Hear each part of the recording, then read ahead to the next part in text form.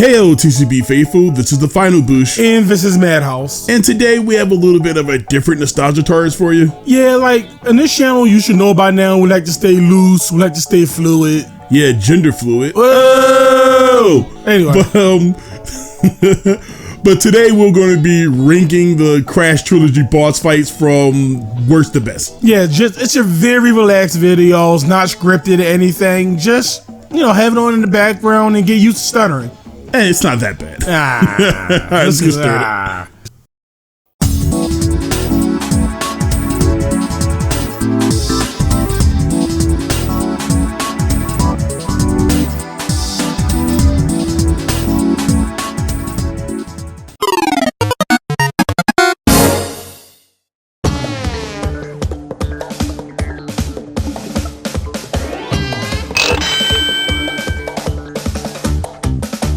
Kicking off D-tier is what we obviously think is the worst boss fight in the game, and that's Ripperoo from Crash 2. I don't know how you can defend this boss other than being the worst. Yeah, I don't think most people do. It's just way too much waiting in this fight. It's just not interactive. Like a 5 minute, well, it's not 5 minutes, but it's like a 2 minute cutscene. Right, like he doesn't damage you, like he doesn't have any touch damage. You can't like spin him to try to speed up the boss. If you're like new to the game, I get dying because he is essentially because if you won't know where to stand. Right, he's essentially a puzzle boss, right? And that's like his only real value. Like there's no extra way to kind of make this fight interesting. It's just worse Ripper 1. Right. That's all it is. It's the worst version of the first game's fight. And like there's some like easy fixes here. I just think like he should have just been moving faster in general. Maybe, like, actually, I don't know if his patterns are really RNG based, though. Right now? Yeah. No, it's the same pattern every time. Right, so you just come back, and it's like, oh, you come back, do the same sequence, push on. And yeah, and that makes a really crappy boss fight, because the boss fights, in my opinion, are things that you can come back to, and sure, your experience at them, but you kind of get the same level of resistance you did the first time, right? It gotta be like a hint of danger. It gotta be a hint of interactivity. It gotta be. Bosses don't have to be the most difficult thing on the planet. I don't think it needs to be. They just have to be interactive and enjoyable, right? And not essentially you just waiting around 2 minutes for the boss to kill itself, right? It's not good. I guess that fits Ripperoo, but I mean, that doesn't matter. I mean, it's good for his character. It doesn't make for a good fight. I think this is his final fight in the series, and he could have went out better. Well, other than CTR. Oh yeah, he is a boss in CTR. Yeah, so he's a much better boss in CTR. They all play the same. Yeah, but it's better than this. I guess it is. All right, man. Let's move on. All right.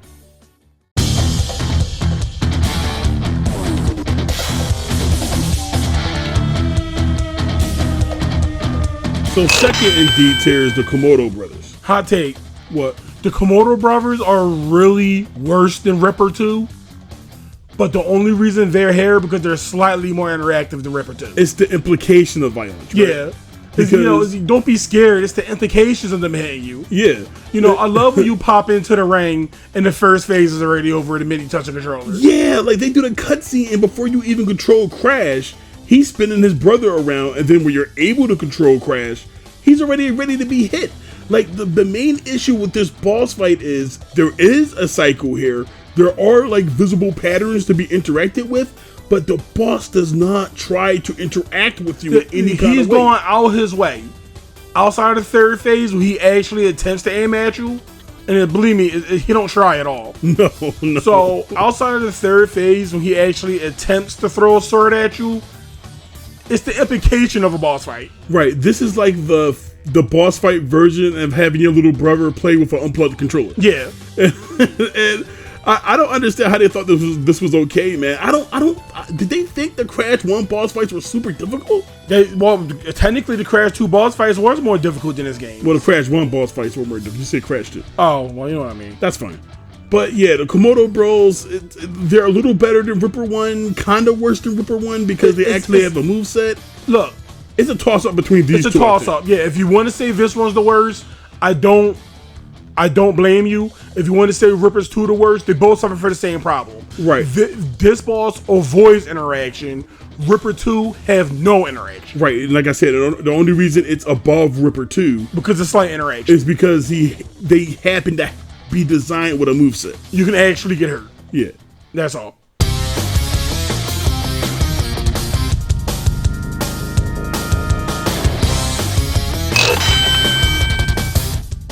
Cortex 2 is only the worst boss fight in the series if you're looking at it nostalgically.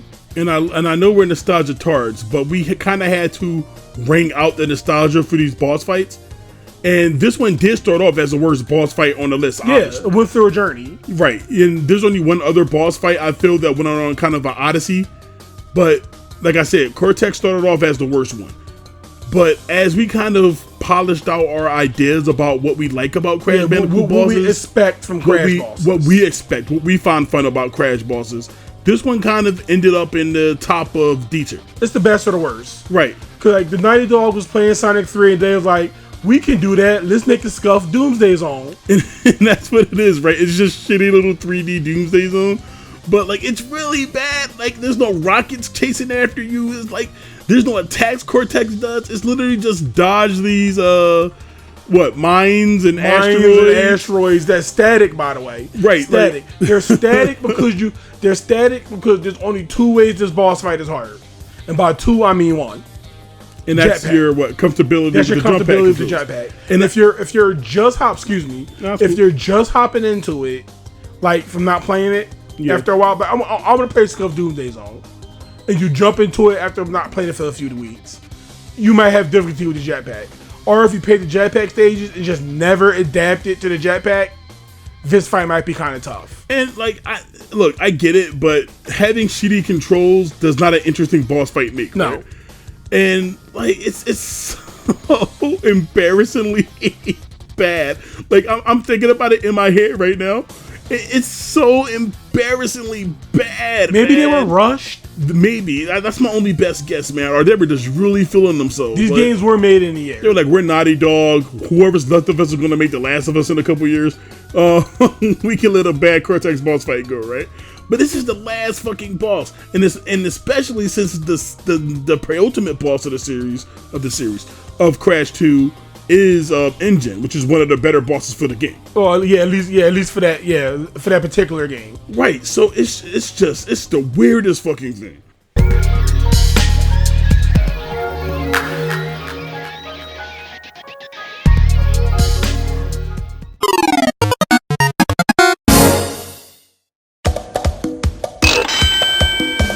C tier leads off with Ripperoo from Crash 1. And the fight is actually a little better than his sequel fight for a couple of reasons. It's way better than his sequel fight. I don't think it's better about much.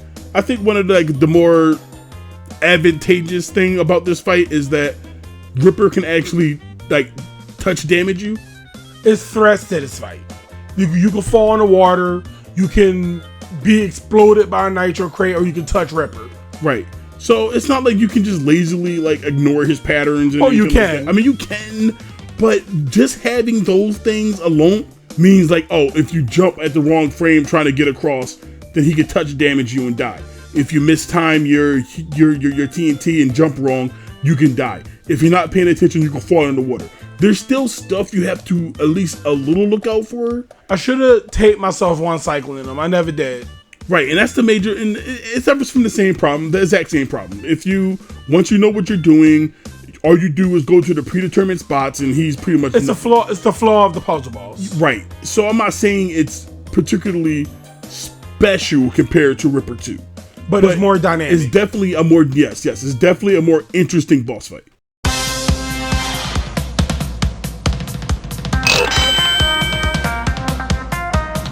So Pinstripe sucks. yeah. He was actually in contention for worst boss fight in the game too. He's your favorite character. Yeah, I love me some Pinstripe though. This boss fight, I don't know why I like him because this fucking boss fight. It had to be from CTR, right? So I mean, his build up was really cool. With the hints of him being around his gang. Yeah, so the fact that Cortex gave him the power plant. Right, and I like his story. I think he has a really sick design too. But this boss is just as bad as Ripperoo, just as bad as both Ripperoos. It's worse, actually, because now, in the beginning of the fight, when he jump off the table and like he go to the left, he scoots over to the right. And I think that's the only time he do that in the fight. You can loop him for damage. So you can take out at least 3 bars of his health. Well, that's in general. And anytime you land a hit on him, you can hit confirm for more damage after his recovery. I don't think so. I think you only do it in one particular situation. I do it all the time. All right, well, okay. If it wasn't for that little thing, which speeds everything up, if it wasn't for that little quirk of the boss fight, he'd be just as worse as Ripperoo 2. But since you can speed this up and you can't speed the other ones up, we were merciful. Yeah, because you gotta think about it. If you weren't able to do that, you will have to sit I forgot how much health he got. I think he got has like a lot of health. I don't know if he got a flat jacket on or something, but if you cannot loop his health down to a degree, you will have to sit here and watch this idiot shoot and jump for like 5 minutes, hitting him for 1 point of damage at a time, and his cycles are like 40 seconds each. Yeah. And plus he got the fake outs. I guess that would have made it better, I guess, if he tried to fake you out. I never liked this boss fight. I never liked it. It's just the atmosphere and it's just the character build up that was good. Right. The character's good. The boss fight's fucking dog garbage. shit. Yeah, it's garbage. Papu was a little hard to rank, right? Because I didn't want to go too hard on him. Because he's fat. Yeah, he's fat, but no, he's the first boss of the series. So by design, he's supposed to be easy. I like how the Insane Trilogy gave him extra health. I think they gave him an extra bar of health. That didn't fix anything. Because he's fat. But okay, we'll stop with the fat. But seriously, you can't go too hard on this boss. Now, other than Pinstripe, it's a difference between Papu. I would say Papu was like the split. He's cheesable, right? Yeah. But you do have to respect his cycle. At least he's interactive. You don't have to respect his cycles at all. I mean, yeah, you can pretend. You can stand on this chair and ignore everything except for the move he deliberately aims for. Yeah, he'd be dead before that. If you can't one cycle this boss, you got an issue. And this is also when I noticed that for some reason, Crash 1 think they got the hardest bosses in your universe because they start you off with a level 2 Aku Aku every time. Do they? Yes. That just makes this fight even easier. Yes. I don't know what they were thinking with that. And Papu will begin the trend of bosses either being way too easy or way too cheesy or way too gimpable. And he's kind of both here, but this is by design. So I won't say he's cheesable. Right? He get out of being the worst or super low tier because he's designed to be that way. Right. So the benefit of the doubt, we like you, Papu. Your boss fight is just way too easy to rank any higher. Go back to sleep, bro.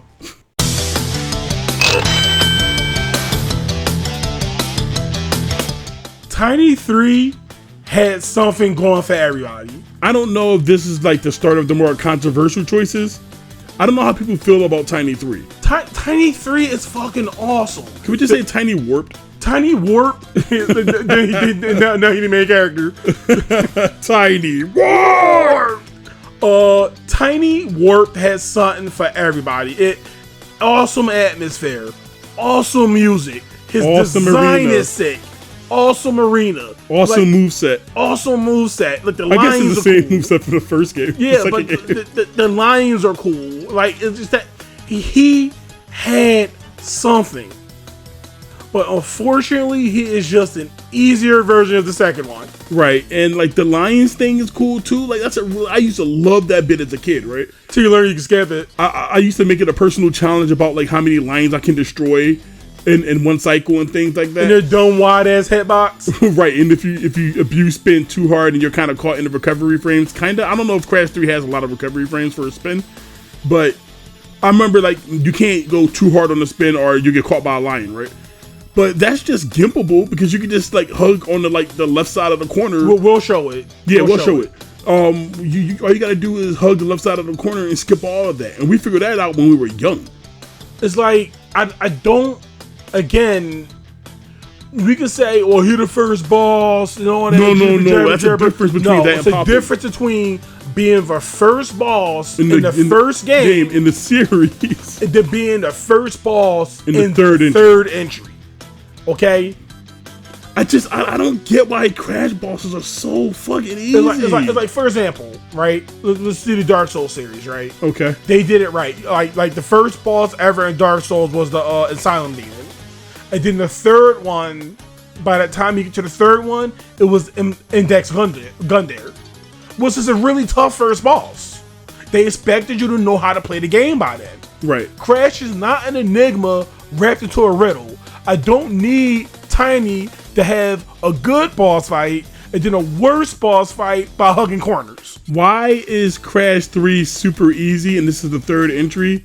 And why is Tomb Raider 3 a murder case? that's the problem, right? The world of threequels, right? That's the problem. Like this is just a problem with Crash 3 as a whole. But can I go on a tangent real quick? Go on tangent. You know, after Crash beats Tiny effortlessly, and Cortex kind of sounds like he gives a eulogy.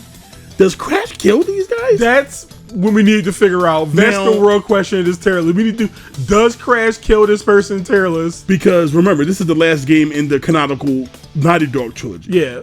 Well, no. CTR. Well, CTR could be any time in this timeline. I mean, nobody's saying CTR. How can it when Dango die when people are in it? Oh, good point, I guess. Okay. So they don't die, I guess. Bye. They don't die. They don't die strictly because they show up in spinoffs. Let me find out Crash put buff ass Tiny into a fucking coma. But spinning at him 3 times. Yeah. I think he dies because and Cortex make another one. Because he does get significantly stupider after this. Yeah, but that's other games. I know that. But he do get significantly stupider. And unlike Tiny, unlike everybody else in the game, Tiny don't talk at the end. What? Tiny don't talk. There's no, you thrash me, mate.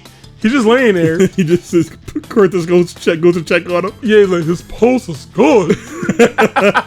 All right, let's move on. I like to think there's a hidden Crash mini game somewhere where Cortex is resuscitating Tiny, and then he wakes up in the hospital and you gotta play like a mini game of him rehabilitating his limbs. Because Crash spent them way too many times. Come on, you can make it, Tiny.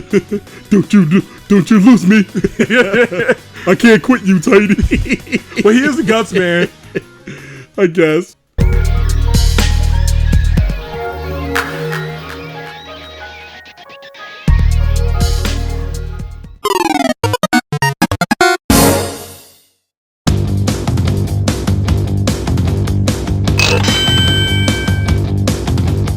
So we had some contention with this one between us with how Embryo was going to be ranked. Yeah, his name is sick. Nitrous Brio. So random. I didn't think he was going to say that. I always liked his name. Always liked his design. He was always a cool dude, man. I like him in Crash 4. His health bar long as shit, like for no reason. But yeah, man, I don't know what else to say. I don't know what to say about this boss.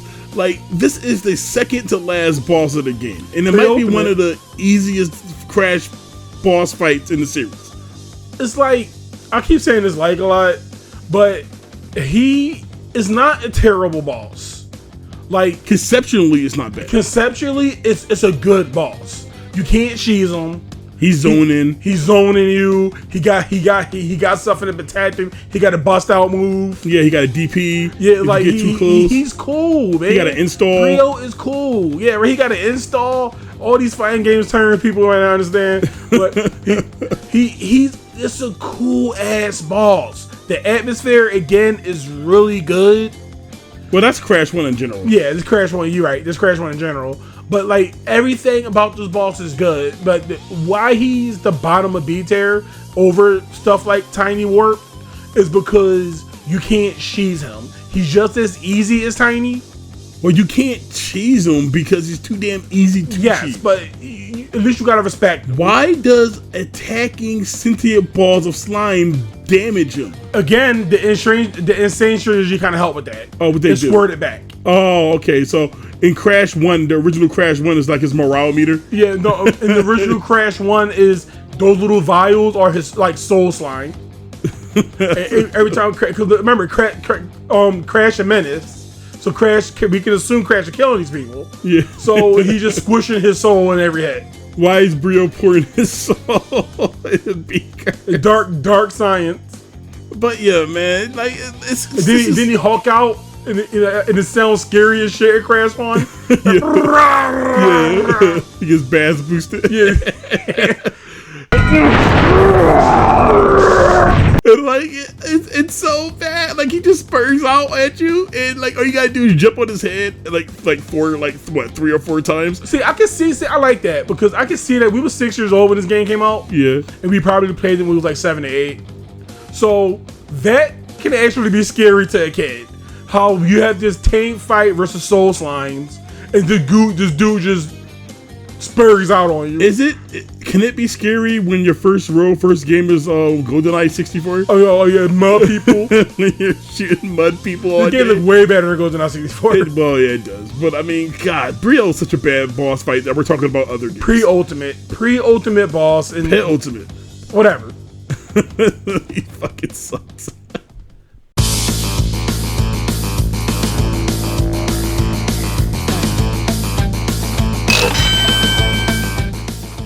Break out the butter. I'm about to make toast. Break out the butter. I'm a mid-tier. I'm the middle. Yeah, he's the middle of the pack. Yeah, this might be another controversial one. I see people list Dango Dayu is usually pretty high. Damn high. But yeah. Again, that's out of nostalgia. And don't worry, when we started this, Dango Dayu was pretty high. Just like how Cortex 2 was the worst character. Was the worst boss fight at the end. We're talking about tier lists, and I keep thinking of fighting it. Yeah. This is our first tier list. Can't you tell? Even though even though Cortex 2 was the worst boss fight at first, Dango Daw was one of the upper tier ones. As we kept going on, and like just like some other bosses, we kept finding out what we like, what we don't like, what for us, for TCB, it takes to make a good crash fight. Good memorable crash fight. Dango Daw, again, like most bosses of Warp in general, have a lot going on. Right, like his interactions is nice. He has a nice move set. Like everything about the character, the music, the arena. Once again, the little intro he does with the penguin. I just find it cool the way he shoots down the fucking ice shield. It's fucking dope. He's so iconic that one, they use him for Crash 4. Okay. As a main character. Yeah. 2, he got another boss fight into Insanity that is arguably better than this fight. Yeah, I forgot all about that boss fight. And in 3, when he didn't say, "You thrash me, mate," in the Insane trilogy, people lost their shit. Wait, oh yeah, I forgot about that. Yeah, I remember that now. They had to patch that in, right? Yeah, I remember that. So yeah, don't take this lightly. I fucking love Dango Daw. Dango Daw is my favorite. Amazing. Dango Daw is my favorite villain. I'm sure he's a lot of people's villain. I'm sure a lot of furries like him too, right? So, with that till dude though, he's just easy. Like everything in Crash 3 is easy mode. And to be fair, his phase 2, I can see people getting stripped up by his phase 2. Where he shoot the fireballs that overlap on themselves, like it will outpace you if you're not careful. And I can see newer players getting stripped up on the blasting part when you got blast icicles away. Right. If you don't just outright cheese them, which is the reason why he's down here to begin with. Well, before we get into the cheesing, like I said, like my idea for good bosses is ones where you can come back to and kind of experience the same thing. And that can happen with Dango Daw. He's a very direct boss. It's not really like difficulty. I think plays a part in that. Like Dango Daw isn't difficult, and I'm not saying they have to be like Dark Souls difficult, but some pushback would be nice. The boss is so close to having like some kind of pushback, right? Like when he's shooting the little pellets of fire down at you. If his tracking was just a little better, so you're forced to fucking switch directions. He starts doing that. He starts doing that, but it's at the end of the cycle. And then he does it like once, and then he moves on to the final. My dream phase for this fight was like for him to shoot multiple fireballs in the air while at the same time blasting shit out of you. Yeah. You still got to bait him. Yeah. Like shit like that. It's like you don't gotta be the toughest thing in the universe. But whatever. Dango Daw is still awesome. There's nothing you can really do that can mess with this boss, like personality or the music and the atmosphere. It's all good. The boss fight falls a bit short. That's all. It just feels like the boss's design, like early in development, Crash ran much slower. And then it just felt like they sped it up and it was like, we don't got time to fix them. Well, to be fair, I think they come up with the gimmick first. And then they kind of just run with it. Like, I hope people don't get this misconstrued. Like, I want the bosses to be super hard. But I kind of want them to be like Mega Man bosses, right? Like, Mega Man bosses, no matter your skill level, unless you're exploiting something. Unless it's Mega Man X and you got Spark Mandrill syndrome. Yeah, other than that. But what I mean is... But there's charm in that, too, though. What I mean is, you still have to interact with them in a significant way, unless you're exploiting them specifically, right? And he's very exploitable. Right. There's tech, I don't know what it's called in particular in speedrunning. I think either super high jump is when you slide jump and spin at the same time. And it gives you extra height. And it gives you about double jump height or more, I think. Slightly more higher than double jump height. And then you use that to kind of hoover over the shield and bunk them on the head. Yeah, you just do it twice and you in and out. In and out. I'm going to show you. I'm going to show it. Now, I don't know how we discovered this, but we've been doing this since we were little. Yeah, we were disrespecting this boss since we were babies. Right, and that's probably why I don't rank this as higher as most people do. Because everybody else, it's a fun boss fight. To us, he's just a bitch. Yeah. Dago bitch. Dago, or whatever. The fact is, like, he's still in a good place in this tier list. Yeah, look, man. Solid B is a good place for our Hey, look, Solid B, you got to work a little harder, but you can still win the tournament, man. Yeah. That's all I'm saying. Know the matchup. Dago Dao still goated. He just ain't the boss. He just ain't the best boss fight in the series. Easy as that. Yeah.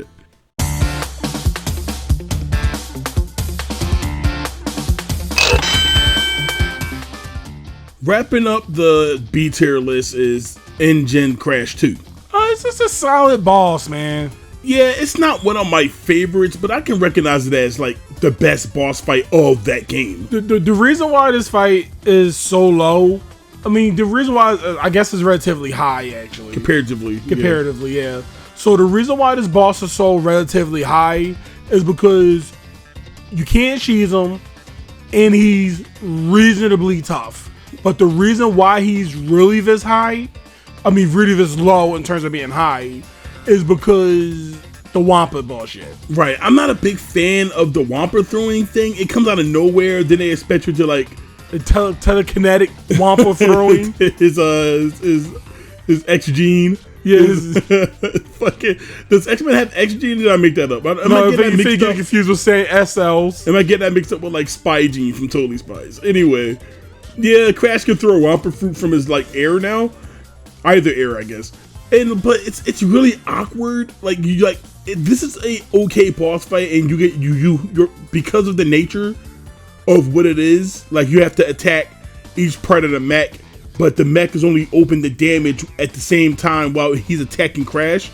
So you kind of have to take these little pot shots and kind of wiggle down the mech while the fight goes on. He moves so fast, and the Wampa throwing is so bad. Slow. This fight goes so slow. This fight can either, it's a method to it, obviously, yeah. But this fight can either be completely in your favor, or you could just be sitting here for 3 minutes trying to hit this dude. But I don't hate like any of his like cycles. I like how when he go through his cycles, he changes tactics.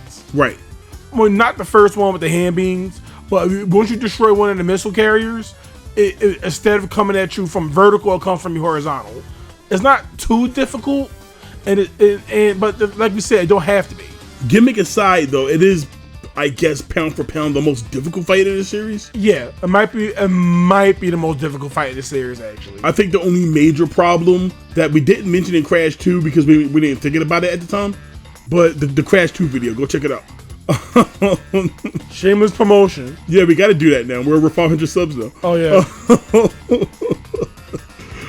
My only real issue with the fight is that it kind of has ass backwards difficulty balancing. This one? Yeah. No, it don't. Like, the boss gets easier as you damage it. I think he don't. You're getting confused with the Cortex Warp. Gen Warp. I think it's the same thing. No, it's not, because How is a random difficulty balancing?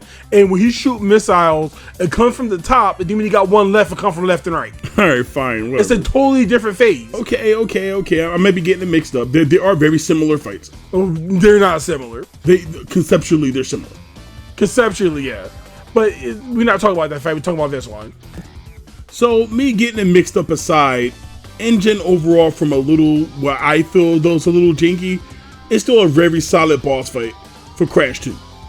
I don't know how they got this solid balls, and then we got scuffed Doomsday Zone after. Well, when you're programming a Whomper throwing mechanic in the 9th inning of your game, where you're supposed to come out like a day later, you got to kind of skim the last boss. Yeah, Cortex just rushed homework. Yeah. Oh shit. It was midnight.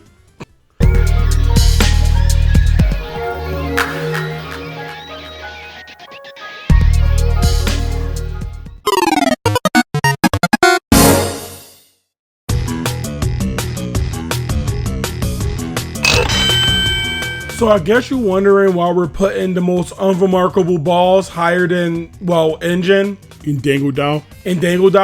That's because this boss is just solid, I guess. It's there. It's the word. It's a very solid boss fight. It's a very workhorse boss fight. Yeah, like just like I said, if Engine wasn't such a slow fight, this fight would have been worse.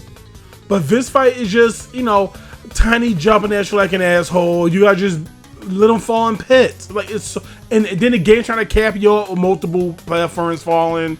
It's like it's no thrills. It's just a platforming duel against platforming dudes. Right, and as I said on our retrospective of Crash 2, it could probably use a little something to spice it up a little more. But comparatively speaking to the bosses that we talked about so far, it's solid. You have to interact with them. There's no real way of cheesing it. Like, take your reaction time. Right. It's not, like I said, nothing's hard. And mind you, that part is RNG, I believe. Maybe. I'm not sure. Don't quote me, but I think it's RNG. It has no choice but to be, right? I don't know. But yeah, it's not a whole lot of impressive things to talk about here. Like I said, like practicality goes far beyond gimmicks. And Tiny is just a solid thing. He came out with a blast door with his face on it for some reason, and he stole our hearts, jumping his way to the start of the A tiers. And that essentially makes him the best boss in Crash 2 as well. I guess. We ranked all the Crash 2 games already? Yep. Yeah, well, Tiny's the best one. Yeah, I don't got any arguments with that. I'm not arguing with that. Tiny's dope. I think we gave out our reasons perfectly fine. It's not like it's random or coming out of nowhere. If you don't like it, meet me in the comments. Okay. Sorry.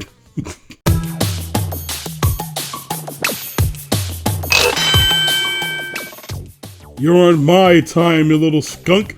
Give me those crystals, EX Papa Smurf. Yeah, EX Papa Smurf is probably another controversial one, right? Yeah, because again, he was literally in S tier. Yeah, he was. He was in S tier, and while we had some free time working on this list, we kept arguing about it and arguing about it. Well, he shouldn't be there. Well, he should be there. And then apparently it turns out he shouldn't be there. Right. So there's nothing really wrong with Engine. Entropy. All these ends, man. Come on. There's nothing really wrong with Trophy, right? He's kind of, I guess, same thing. A little too easy. I don't think he's that easy. Like, I still, in my deepest heart, think he should be an S tier. But I don't think so. I just don't think the boss fight is pushed enough. It's like you can sheath this boss quite easily. Well, before that, what breaks it for me is I'm okay with the little orbs he shoots. That's fine. The lasers definitely needed to come out a fuck ton faster. Yeah, at least each phase. Yeah, they needed to come out faster and give you less reaction time to deal with them. If that was like that, I could probably edge this boss in S tier because he would have some pushback. Like, off of personality and arena alone. His design is sick. Yeah, and Fiend, yeah. Like, he would have been perfect. His design is sick for how done dirty he gets in the story. Yeah, like twice. Oh, he's the creator of the Tom Twister. Twice. And then he blows up. So does he die? Too? I guess he the master of time, so I guess y'all look at him like Chronica, I guess. Technically speaking, he shows up as a ghost in CTR. Yeah, but he also It can work both ways. But he's not in the campaign. He got done dirty in Crash 4 too. Yeah, he's not in the campaign of CTR though. No. So, and then he comes back as a time trial ghost. Because he don't got time for this shit. Oh, okay, anyway. This boss is quite easy to cheese, and I did it completely by accident when I was like 4. So it was like, it's like, he did kind of just explode. Anyway. He explodes. Yeah, okay. So yeah, he's essentially dead. And his feet like right there. Oh, it's creepy as shit. Crash is killing these guys. Well, back to the exploitation. During the fight, you could kind of just hang at the bottom. It's like, you know where the forks are? Yeah. Like, the left side, second fork. You can jump on it every phase. And it's different objects each time, but I guess it's the same hitbox. Yeah. So, but you gotta make sure, because the forks, you can just stand on and just not move and not interact with the boss. But when you get to the second phase, you have to crouch. So overall, I'll show it. I think I recorded all the sheets except for like 1. Yeah. So it's like, it's a boss that is decent. Yeah, man. I like I said, he's not difficult, and if we can figure out how to cheese him at an early age, I'm sure lots of people learn how to do that. But even though it's still an enjoyable fight, it's like he better than a lot of the other fights. Still one of the better fights in the series. Yeah. Still one of the better fights. Most definitely.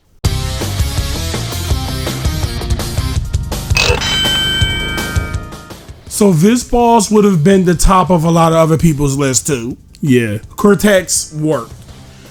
Is again, like every other boss in this game, is not inherently bad. There's nothing bad with this boss fight. It's just, once again, what's the term? Mid.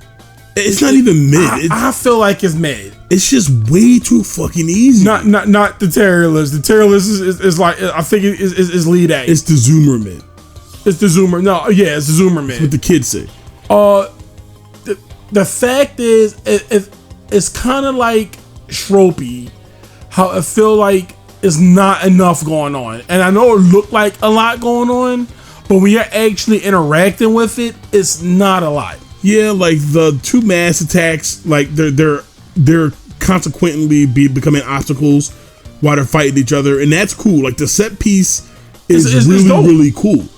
But it's just nonsensical. Like it's just like nothing. Not nonsensical is not what I wanted to say, but it's inconsequential because it's just easy to dodge. And like if this Cortex, like he barely trying. Right. If Cortex was just a bit more aggressive, the brothers could have been easy to dodge. But you having to deal with Cortex at least having like trying to aim at you would have made the fight a lot better. If the lasers in the first phase moved a bit faster, if the tornadoes were a bit more chaotic, at this point, it's the last boss in the series. Right, like so. At this point, they should be actively trying to kill you, but they're not. I feel like they just like every other boss in this game. I just feel like they're just dicking around. Yeah, the mines are the only real dangerous part about this fight. Kinda, and they can, and it is neat that they can be used like against Cortex too, right? Yeah, that part is cool. So I don't have any issues with the core, the idea of the boss. I think unlike a lot of Crash Bandicoot bosses, this is one of the rare fully realized ideas.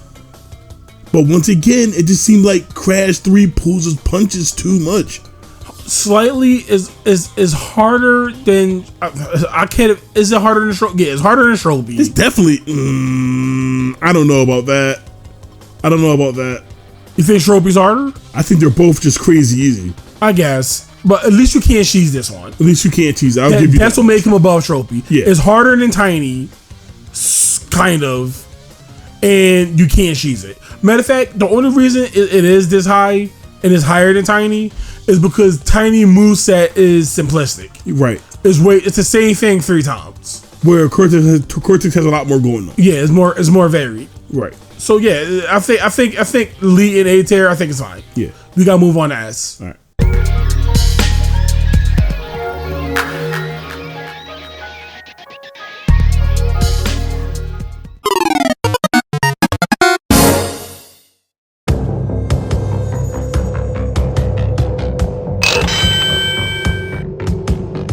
Now we're on the cream of the crop. The best of the best, the S tiers. Right, and other than one entry on this list, the rest of these bosses were kind of the most shift around, right? So I guess you're wondering now, why is Cortex 1 above Cortex 3? Why is Cortex 1 leading S tier? The best Cortex fight. I think it's the best Cortex fight. And it's not because of anything special. I think we agreed on it. It's a solid boss fight, just like how Crash 2 Tiny was. All right, let me see if I can explain it in this way. Okay. The elements that make up Cortex 1 are better than the elements that make up Cortex 3. Explain. I don't know what that means. I don't know what that means. So what I mean is Cortex 1 as a boss fight, I think is better put together than Cortex 4. So I'm trying to put it in a way that it makes sense. So the way I'm trying to explain this is every part of this boss fight worked, as opposed to you kind of sort of fight in the mask, but they don't matter. You kind of sort of fight in Cortex, but he kind of don't matter. Cortex 3 to me is a bunch of shit that just don't matter. So Cortex into one room. So Cortex Warped is a lot of moving parts individually, but they don't really matter in the large sum of it. Yeah. Cortex like barely shoots at you. The mask barely matter. It's a fight for fight's sake. While this fight feel like a final boss fight. Right, and this one doesn't have as much moving parts, but it has the good scenery with the castle burning in the background in the context that since the game had this storytelling, like level by level storytelling method, that you caused all that.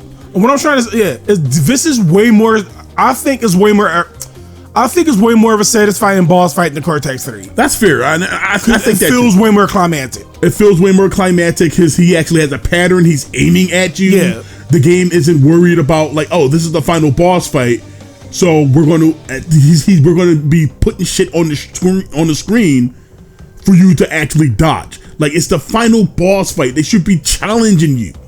Yeah, it's easy today because we're used to the boss fight, but at the time, I can see this being very difficult. I mean, it's not easy with them insane trilogy hitboxes, but the fact is, similar to Tiny 2, it's nothing special. This boss is absolutely nothing special. No thrills. No thrills, just raw dog, solid, good boss. Sometimes you just need that brick, man. Yeah, sometimes you need the brick. Cortex 3 is pretty, Cortex 1 is a brick. Yeah, I'll take the brick over some sponge.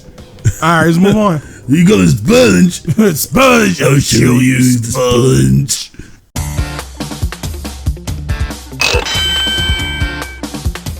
This was the boss fight that stayed consistent. Yeah, like going in, I knew this boss is going to be either top 3 or top 5. But the reason why is kind of low. I know a lot of people would have this boss as like the best boss in the series. No, I think it's right in the middle of S tier. I think that's perfect because it was bottom S when we first started. Yeah, like it's like, to me morally, I can't put this boss in the best in the game. Okay, and why is that? Because it feels like this boss is cheating. Like you can't have a competition where everybody running and then you bring in a motorcycle and everybody's supposed to clap. You feel me? It's what the fuck that's supposed to be? What I mean is, it's too different from. Are you saying because the rest of them are platform fighters? Yes, the rest of them uses the game's mechanics as a platform. Technically, this is using the game's mechanics. No, it's using the aspect of the game. Okay, and this is not like Crash 2 when you did Cortex 2, and then after that, right before that boss fight, you had the jetpack levels. This is, by this time, you're acquainted with the flying controls. Yeah, but not like this. It doesn't matter? It does. I mean, I don't think it matters. The thing is, I just don't think it's fair for this boss to get S tier to be the top of S tier while being completely different from every other boss in the game. To me, that it's a gimme. It's not fair. I mean, okay, I don't get caught up in the spectacle more than you getting caught up in the. I mean, the boss itself is good. It's fantastic. You can't for the most part, I guess Crash 2 kind of did, but you can't get shoot 'em ups wrong. So this is a shoot 'em up boss, and it's fine, and it works to almost the exact way like Crash 2. Yeah, like it's an improvement off of engine 2. I wish it to be faster. This boss is very fast. You got more movement options because you're moving in 3D space. Moving in 3D space. You don't gotta worry about no weird telekinetic air shooting Wampa bullshit. It's like they looked at in Gen 2 and was like, how can we improve off this? And they did, absolutely. This is a fantastic boss. And I guess I kind of get your point where you're like, oh, well, this one kind of plays differently than the rest, obviously, than the rest of the series. Even Crash 2's N-Gen fight is still a platformer fight. Yeah, you gotta think of it like wrestling. It's like, what's more interesting, the traditional match or the match that they jumping off ladders and bullshit? Yeah, this is the Jeff Hardy. This is the Jeff Hardy break his neck. This is the Hardy Boy. This is the Hardy Boys match. Yeah. This is the Willow. Like, that's what I mean. That's why I can't morally give this boss N-Gen the best in the game. N-Gen Warped is the Jeff Hardy, and N-Gen 2 is the Matt Hardy. Fat Hardy. I like Matt Hardy. Anyway, look. My problem with this boss mainly, and why it's keeping it from the best boss fight in the game, is it has this weird like difficulty balance to it, where it's harder. And I get like if you're not comfortable with the flying controls, that adds on to the difficulty. I'm not denying that, right? But no, these flying controls are a lot more smoother. They're a lot more smoother, but the context is different. Yeah. So I just said that you screamed at me because of and it. I just agreed with you. Okay. Right, go ahead, make your point. Go ahead. I'm sorry, make your point. What I'm saying is the boss is a lot harder in the beginning than it is at the end. As you pluck away at N-Gen's mech, the fight gets physically easier, and I just don't agree with that as a boss design. Because on on N-Gen 2, when it didn't particularly get tougher. But with N-Gen 2, at least when you destroy parts other than the first phase. He already had strong, like, phases. So, getting rid of his lasers didn't exactly make him particularly weaker. I kind of get that now. No, it's like this. All right, you got the double laser. He don't use both of them at the same time. That's why I don't count phase 1. But when you get to the rockets and you destroy one of the shoulder rockets, he changes his pattern. When you destroy both of the rocket canisters, he start destroying the platforms. It's an escalation. Yeah, okay, I get it. It's either an alteration or an escalation. This one just straight up gets easier. Gets easier. As in, like, he just get weaker as the fight goes on. So this would have been easily S tier. The best. It's already S tier. This would have been easily the strongest boss fight in the game. I mean, in the series, I'm sorry, in the trilogy. This would have been the strongest if it was more consistent. If his patterns changed up. If his tactics changed up throughout the fight to compensate for his missing parts. Maybe when he run out his canisters or electricity rocket, shoots out. Maybe he try to ram you. Because this is like a Cuphead boss, right? Essentially, this is a Cuphead boss. No, the Cuphead bosses stay consistent. No, but what I'm saying is like the shoot 'em up style. This is the Cuphead boss. Yeah, I guess. I mean, not essentially. And like, you know how, I don't know. You mean like the flight stages? Yeah, like the flying stages. Okay. Like how that scientist guy, how you destroy parts, but it introduced new hazards. It may not have been as strong as the hazards as if they were. But it's something that makes you up. But it was still something that was there to look out for. You got rid of an element and it gave you something else to worry about. Right. This one is just kind of like, oh, well, you blow it up and nothing else happens. I guess I'll go die in space, man. Yeah, it's just stopping me to die, I guess. So, but I think middle S tier is perfect for this boss. Morally, I can't give it the best. The spectacle. Yeah, spectacle. Fighting on the moon, then fighting in deep space. The music.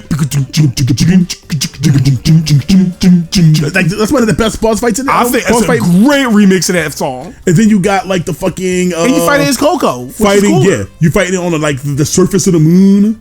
And then you're fighting in deep space. Like you said, how we gushing over the balls. There's a lot to like. It's a lot to like, but it's just that it's just not consistent. The reverse difficulty scaling and the fact that the gameplay is just so dramatically different from the other bosses. Not for Crash 3, but I get what you mean. In Crash 3. In a tier sense, yes, I get what you mean. In Crash 3, this is the only boss like this. I get that, but what I'm saying is Crash 3 was more about the vehicles. Oh no, they still introduced the mechanic. Crash 3 was more about the vehicles anyway. Yeah, I guess. So it's not like introducing a foreign element to the game like Crash 2 was doing. Damn, have anybody ever talked about N-Gen this fucking hard? Anybody talk about any of these bosses like this? We put a lot of time into this. But let's go to the controversial number 1. Yeah, it's very controversial.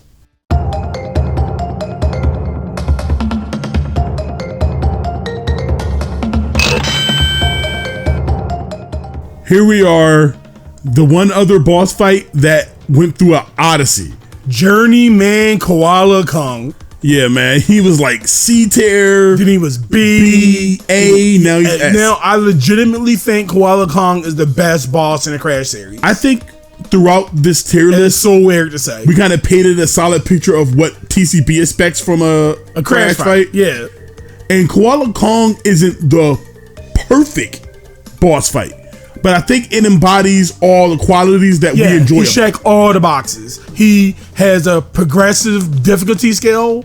You're interactive the entire match. There's pretty much no downtime because in between the TNTs and shit like that. And you decent health. Decent health pool.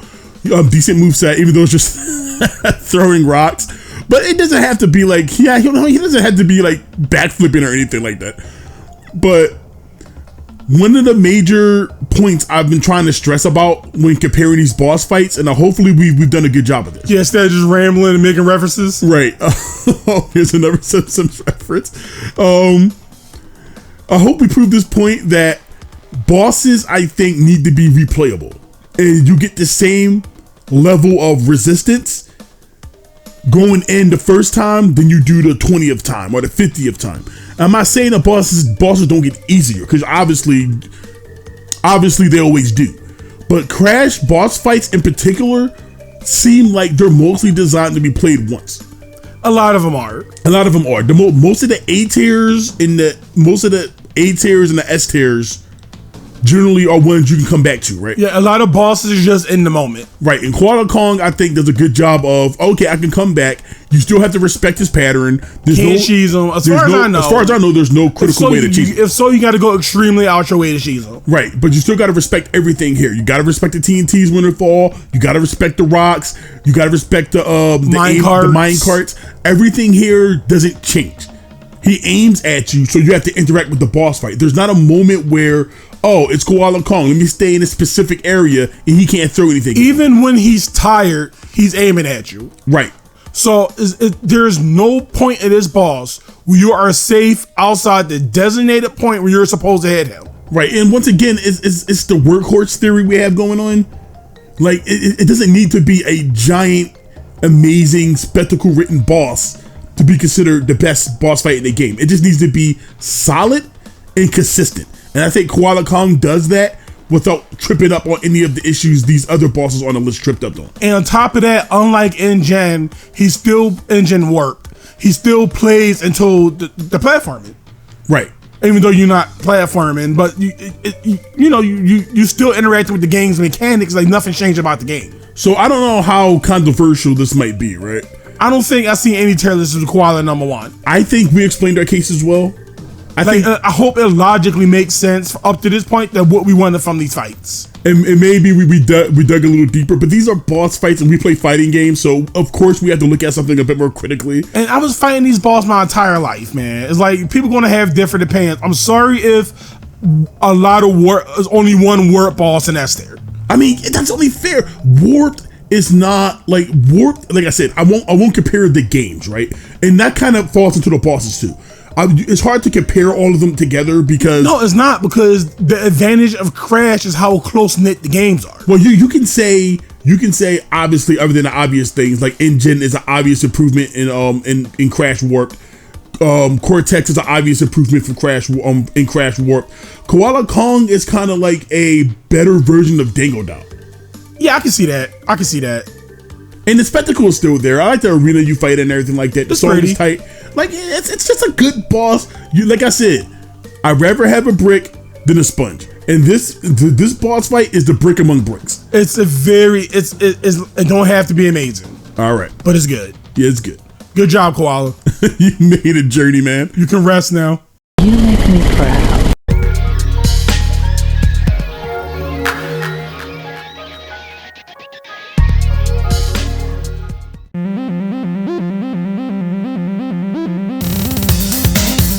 Well, that's our tier list, our very first tier list. How you think it went? I mean, it's a tier list. What large margin do we have to go by? Yeah, it's going to be more different than most people's, but we put a lot of time in it. I'm proud of the video despite how it do. Yeah, it's okay. So, I enjoyed it. It's all about fun here. Like, I'm not like trying to worry about, this didn't get 12K. So, like, I don't care about that. All right, just do the whole rigmarole. Let's get out of here. Do you agree or disagree with this list? Sound off in the comment section. Like, comment, subscribe, all that jazz. We also have a channel called The Best Bros. I guess is a little bit of a turning point at the moment. Yeah, we gotta figure out what we want to do with that thing, man. But we have The Best Bros channel. If you like us here and you want to see more, we have that. We also have a Discord. Yeah, you can always join that. We talk about a bunch of dumb shit. It's like, it's casual. This channel is very casual. Right. So with all that said, we'll see you next time. See you.